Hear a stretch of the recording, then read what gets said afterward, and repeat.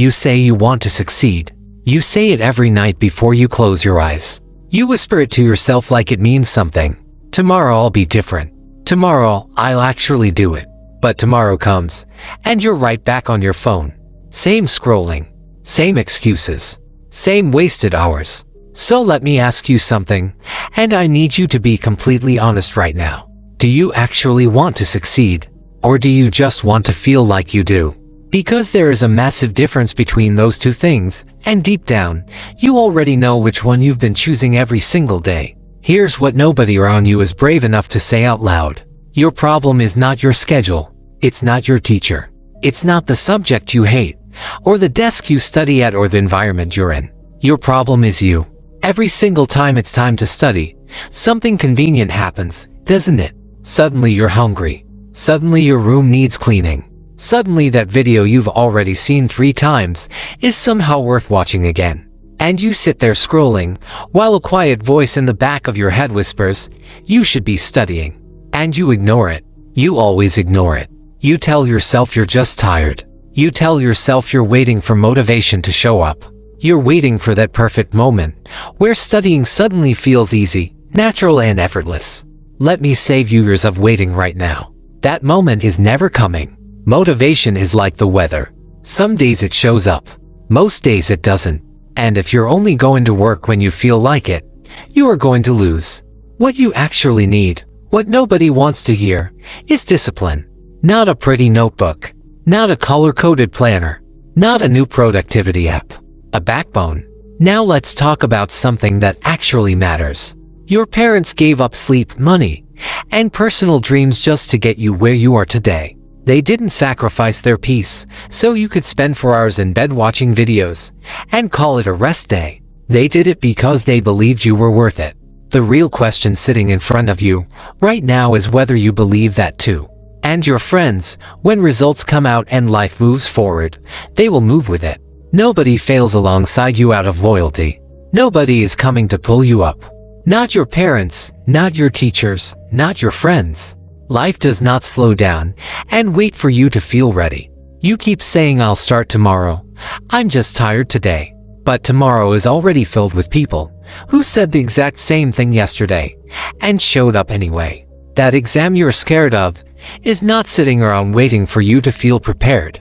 That dream you keep talking about, someone else is already working toward it right now, while you sit there telling yourself you'll get serious soon. Here's something that should genuinely stop you in your tracks. Right now, somewhere in the world, there is someone with less than you. Less money, fewer resources, a louder home, a harder situation. And they are still outworking you. Not because they're smarter. Not because life handed them something better. Because they stopped making excuses before you did. You don't get to scroll for 3 hours and then wonder why your grades are dropping. You don't get to avoid your work all week and then panic 2 nights before the exam. You don't get to plant nothing and then act confused when nothing grows. Every single day you avoid the work, you are actively feeding your own failure. And every time you whisper just 5 more minutes, you are not resting. You are letting the weakest version of yourself take the wheel. You are choosing the part of you that wants to stay comfortable, stay small, and stay exactly where you are. Comfort feels like safety. It feels like rest. But you are not resting. You are falling behind with every hour that passes, and the most painful part is that you already feel it. You know it, and you're still not moving. Here is what I also need you to hear, because this is not just about making you feel terrible. You are not broken. You are not naturally lazy. You are not someone who was born to fall short. You are simply entrained. Nobody sat you down and showed you how to do hard things when you didn't want to. Nobody taught you how to open your textbook when every part of your brain is pulling you in the opposite direction. Nobody told you that the resistance you feel right before you start, that heaviness, that urge to do literally anything else, that is not a signal to stop. That is the exact moment where your future is being shaped. The students who succeed are not the ones who had it easier or found some shortcut nobody else knows about. They are the ones who learn to sit with discomfort, to open the book anyway, to keep going even when it's boring, to push through, even when everything in them wants to quit. They are not special. They just stopped running from hard things before you did. Studying will not kill you. but laziness will. Slowly, quietly, one wasted afternoon at a time, it will cost you everything. Your grades, your opportunities, your confidence, your future. And the most dangerous thing about laziness is that it always feels completely reasonable at the moment. You're tired, so it's fine. You had a rough week, so it's okay. You'll make up for it tomorrow. But tomorrow becomes next week, and next week becomes next month, and before you realize it, you are looking back at a year of tomorrows, wondering how everything got away from you. So here is what needs to happen. Not tomorrow. Not after this ends. Right now. Pick up your notes. Put your phone in another room, not on silent, not flipped over, in another room where you cannot reach it. Sit down and open the exact thing you have been avoiding the longest. You do not need to study for 6 hours.